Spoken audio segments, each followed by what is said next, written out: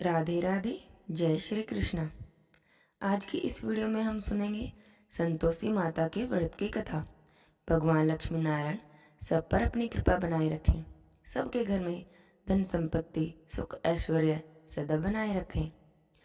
संतोषी माता के व्रत की कथा पढ़े बिना व्रत पूर्ण नहीं होता, इसलिए शुक्रवार के दिन संतोषी माता की इस कथा को कहना या सुनना जरूर चाहिए।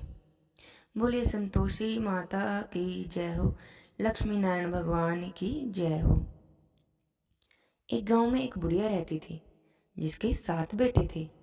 6 बेटे कमाने वाले थे और एक बेटा निकम्मा था। बुढ़िया माँ 6 पुत्रों का झूठा 7वें पुत्र को दे देती। 7वां पुत्र एक दिन अपनी पत्नी से बोला, देखो मेरी माँ मुझे कितना प्यार करती है। वह बोला, हाँ हाँ क्यों नहीं, सबका झूठा बचा हुआ तभी तो तुम्हें खिलाती है। वह बोला, जब तक मैं अपनी आंखों से नहीं देख लेता मैं नहीं मानता। पत्नी ने हंसकर कहा, देख लोगे तब तो मानोगे। कुछ दिन बाद एक बड़ा सा त्योहार आया। घर में 7 प्रकार के भोजन और चूरमा बना। वह पत्नी की बात को मानकर अपनी माँ का प्यार परखने के लिए सिर दर्द का बहाना बनाकर पतला कपड़ा सिर पर ओढ़कर रसोई में जाकर सो गया और कपड़े में से सब कुछ देखता रहा। 6 भाई आए, भोजन करने बैठ गए तो उनकी माँ ने उनके लिए सुंदर सुंदर आसन बिछाए, 7 प्रकार की रसोई परोसी और बार बार आग्रह कर करके उन्हें भोजन कराती रही। अब वह यह सब लेटा लेटा देखता रहा। जब 6 भाई खाना खाने के बाद उठ गए तब माँ ने उनकी थालियों में से लड्डुओं के टुकड़ों को उठाया और एक लड्डू बना दिया। जूठन साफ करके माँ ने उसे पुकारा, उठ बेटा उठ, तेरे भाइयों ने तो खाना खा लिया, अब तू भी उठकर भोजन कर ले। उसने माँ से कहा, मुझे भोजन नहीं करना, मैं तो परदेश जा रहा हूँ। उसकी माँ कहने लगी, कल जाना हो तो आज ही चला जा। वह बोला, हाँ हाँ जा रहा हूँ। यह कहकर वह भी घर से निकल गया। चलते समय उसे अपनी पत्नी की बात याद आ गई। वह गौशाला में कंडे थाप रही थी। वहां जाकर वह बोला, मेरे पास तो कुछ नहीं है, यह अंगूठी है, सो ले लो और अपनी कोई निशानी भी मुझे दे दो। वह बोली, मेरे पास क्या है, यह गोबर भरा हाथ है। यह कहकर पत्नी ने उसकी पीठ पर गोबर के हाथ की थाप मार दी। वह चल दिया। चलते चलते दूर देश में पहुंचा। वहां एक साहूकार की दुकान थी। वहां जाकर बोला, सेठ जी मुझे नौकरी पर रख लो। साहूकार को नौकर की सख्त जरूरत थी। साहूकार ने उससे कहा, मैं तुम्हारा काम देखकर ही तुम्हें तनख्वाह दूंगा। उसने सेठ से कहा, ठीक है सेठ जी, जैसा आप ठीक समझें। और उसे उस साहूकार के यहाँ नौकरी मिल गई। अब वह वहां दिन रात काम करने लगा और कुछ ही दिनों में उसने लेन देन हिसाब किताब ग्राहकों को माल बेचना सारा काम बहुत अच्छे से सीख लिया।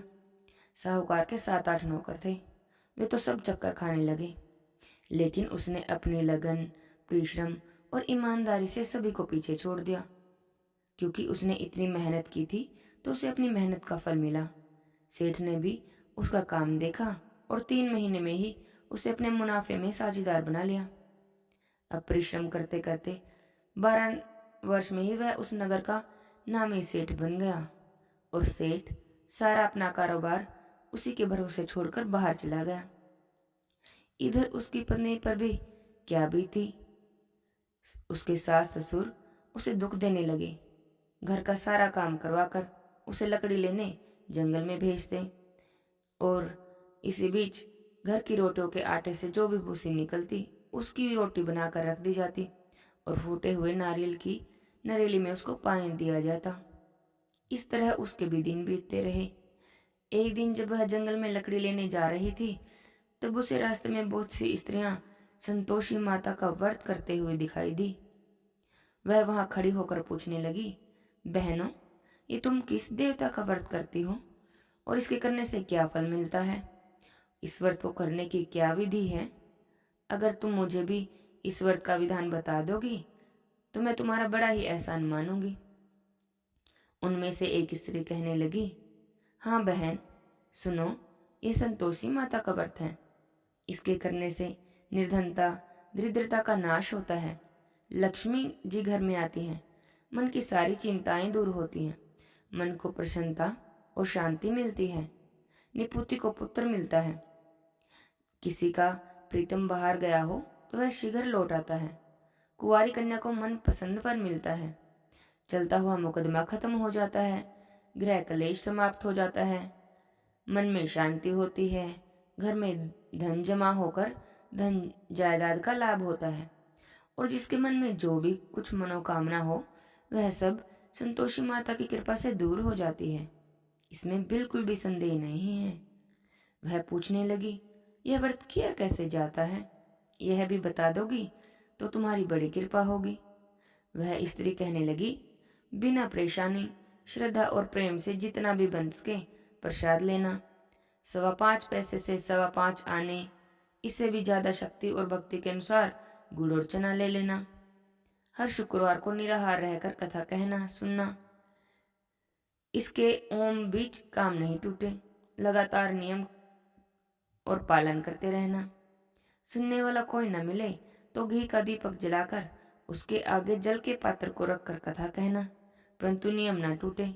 जब तक कार्य सिद्ध ना हो नियम पालन करना, और कार्य सिद्ध हो जाने पर व्रत का उद्यापन करना। 3 मास में ही माता पूरा फल देती हैं। यदि किसी के ग्रह खोटे हैं तो भी माता 1 वर्ष में तो उसे अनुकूल फल देती हैं। कार्य सिद्ध होने पर ही उद्यापन करना चाहिए। बीच में उद्यापन में 2.5 सेर आटे का खाजा तथा इसी अनुसार खीर तथा चने का साग बनाना। 8 बच्चों को भोजन कराना। जहाँ तक मिले देवर जेठ भाई बंधु कुटुंब के लड़के लेना। न मिले तो रिश्तेदारों और पड़ोसियों के लड़कों को बुलाना, उन्हें भोजन कराना। अपनी श्रद्धा और शक्ति के अनुसार दक्षिणा देना। माता का नियम पूरा करना। ध्यान रखना उस दिन घर में कोई भी खटाई ना खाए। यह सुनकर वह वहां से चल दी। रास्ते में लकड़ी के बोझे को बेच दिया और उन पैसों में से गुड़ और चना ले माता के व्रत की तैयारी करके आगे बढ़ने लगी। रास्ते में संतोषी माता के मंदिर में जाकर हाथ जोड़कर उनके चरणों में लेट गई। विनती करने लगी, हे माँ, मैं दीन हूँ, मैं तो निपट मूर्ख हूँ, व्रत के नियम कुछ भी नहीं जानती, मैं बहुत दुखी हूँ। माता, मेरा दुख दूर करो, मैं आपकी शरण में आई हूँ। माता को दया आ गई। एक शुक्रवार बीता कि दूसरे शुक्रवार को ही उसके पति का पत्र आ गया। तीसरे शुक्रवार को उसका भेजा हुआ पैसा भी आ पहुंचा। यह देखकर तो जेठानी देवरानी मुंह सिकोड़ने लगी। इतने दिनों बाद इतना पैसा आया, इसमें क्या बड़ाई है? लड़के ताने देने लगे। काकी के पास तो अब पत्थर भी आने लगे, रुपया भी आने लगा। अब तो काकी की खातिर बढ़ेगी। अब तो काकी बुलाने से भी नहीं बोलेगी। वह बेचारी सरलता से बोली, भाभी, पत्थर ही तो आया है और रुपए तो हम सब के लिए आए हैं, यह तो अच्छा ही है, घर में ही काम आएंगे। यह कहकर वह आंखों में आंसू भरकर संतोषी माता के मंदिर में जाकर माता के चरणों में गिरकर रोने लगी। माँ, मैंने तुमसे पैसा नहीं मांगा, मुझे पैसे से क्या काम? मुझे तो अपने सुहाग से काम है। मैं तो अपने स्वामी के दर्शन और सेवा मांगती हूँ। तब माता ने प्रसन्न होकर कहा, जा बेटी, तेरा स्वामी जल्दी ही आएगा। यह सुनकर खुशी से बावली हो वह घर आकर काम करने लगी। संतोषी माता विचार करने लगी, इस भोली पुत्री से मैंने कह तो दिया कि तेरा पति शीघ्र आ जाएगा, पर आएगा कहाँ से? वह तो इसे स्वप्न में भी याद नहीं करता। उसे इसकी याद दिलाने के लिए तो मुझे ही जाना पड़ेगा। संतोषी माता ने उस बुढ़िया के बेटे को स्वप्न में समझाया, पुत्र, तेरी घरवाली बहुत कष्ट उठा रही है। वह बोला, हाँ माता, यह तो मुझे भी मालूम है, पर मैं क्या करूं? वहां कैसे जाऊं? परदेश की बात है, लेन देन का सारा हिसाब किताब है, कोई जाने का रास्ता ही नहीं नजर आता। आप कोई राह दिखाएं कि मैं वहां कैसे जाऊं? माता कहने लगी, सवेरे नहा धोकर संतोषी माता का नाम लेकर घी का दीपक जला दंडवत कर दुकान पर जाकर बैठ जाना। देखते देखते तेरा सारा लेन देन चुक जाएगा, जमा माल बिक जाएगा, सांझ होते होते धन का ढेर लग जाएगा। वह अगले दिन सुबह जल्दी उठा। उसने अपने मित्र बंधुओं परिचितों से स्वप्न में माता के द्वारा कही गई बातें कह सुनाई। वे सभी उसकी बातें सुनकर उसकी खिल्ली उड़ाने लगे और कहने लगे, कभी सपने भी सच होते हैं क्या? एक बूढ़ा व्यक्ति बहुत समझदार था। वह बोला, देखो भाई, मेरी बात मानो।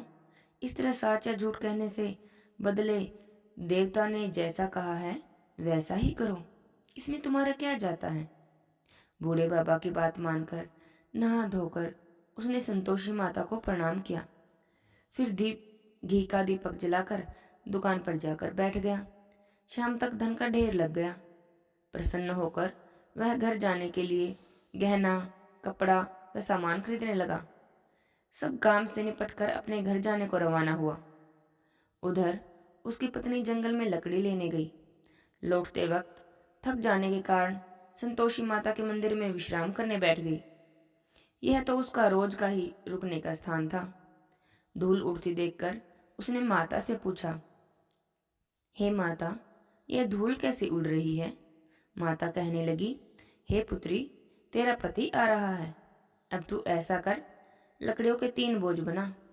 एक नदी के किनारे रख, दूसरा मेरे मंदिर पर और तीसरा अपने सर पर रखकर अपने पति को लकड़ी रख। तेरे पति को लकड़ी का गड्ढा देखकर मोह पैदा हो जाएगा।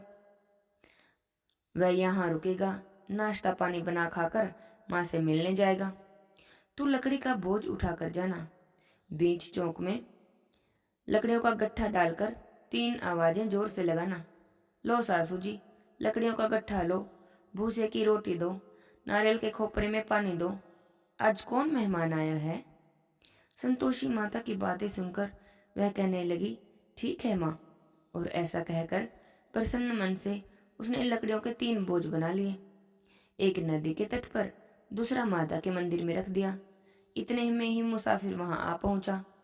सूखी लकड़ी देखकर उसे इच्छा हुई कि चलो अब यहीं विश्राम कर लिया जाए और भोजन बना खाकर फिर गांव चले। यह सोचकर वह भोजन कर विश्राम कर अपने गांव में गया।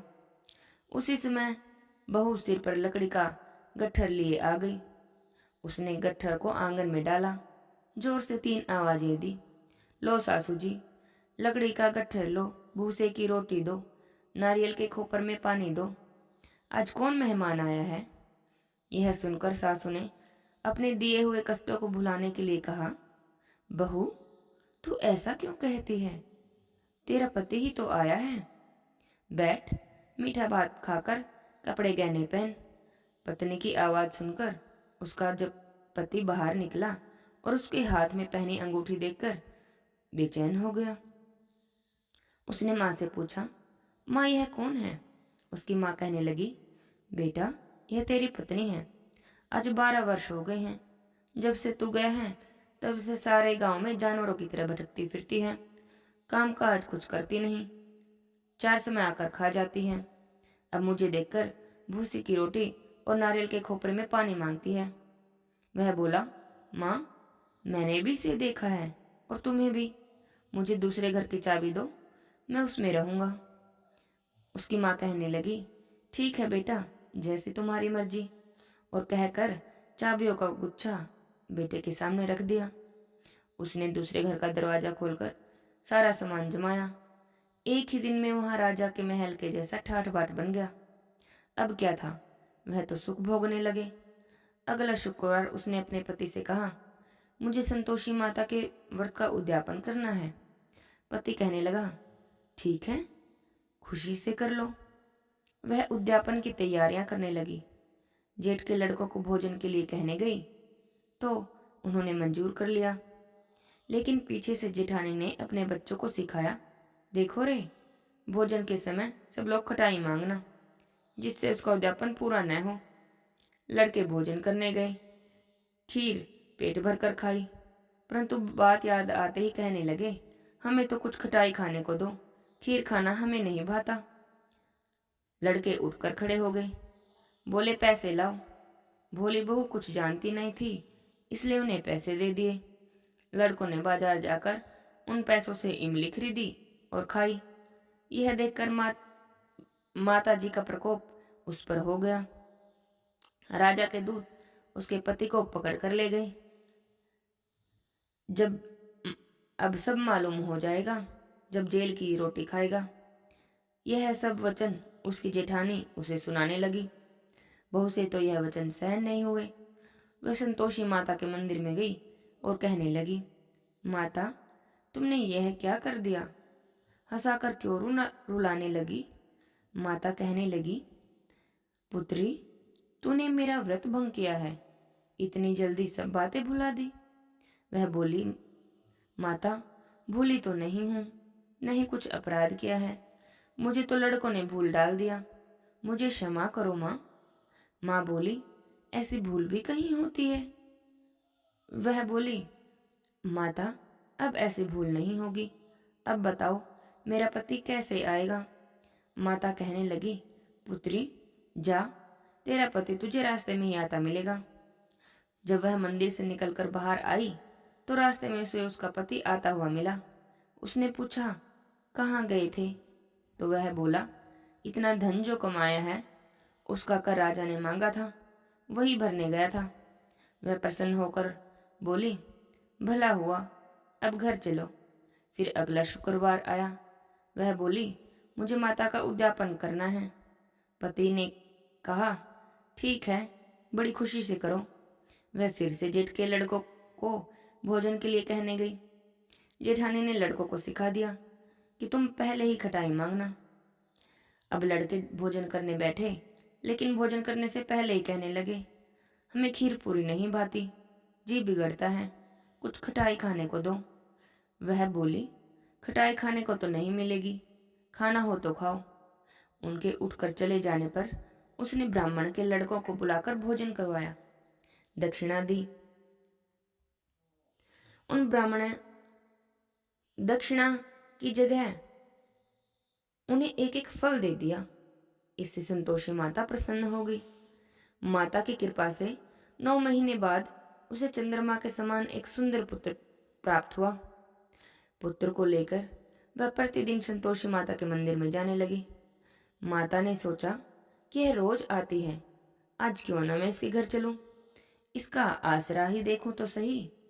यह सोचकर माता ने एक भयानक रूप बनाया। गुड़ और चने से सना हुआ मुख, ऊपर से मुंड के समान होठ, उस पर मक्खियां भिनभिना रही थी।